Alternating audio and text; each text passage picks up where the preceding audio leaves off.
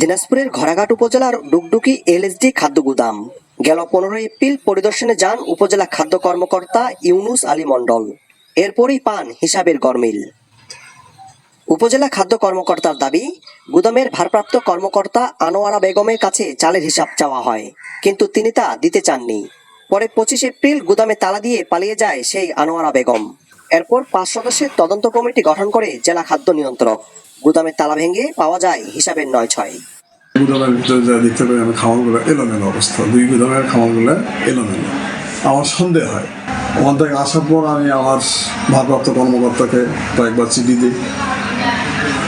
এদিকে যেখানে মহোদয় আমার রিপোর্ট পাওয়ার পর তদন্ত কমিটি গঠন করে। তদন্তে জানা যায়, গুদামে চালের মজুদ থাকার কথা 31,584 বস্তা, সেখানে পাওয়া যায় 21,518 বস্তা চাল, অর্থাৎ গায়েব হয়ে গেছে 10,066 বস্তা বা 319 মেট্রিক টন চাল, যার বাজার মূল্য প্রায় 2 কোটি টাকা। এরই মধ্যে চাল আত্মসাৎ তদন্তে বেরিয়ে আসে আনোয়ারা বেগমের সাথে নিরাপত্তা প্রহরী মফিজুল ইসলাম ও কুলি সর্দার শাহিনুর আলমের নাম।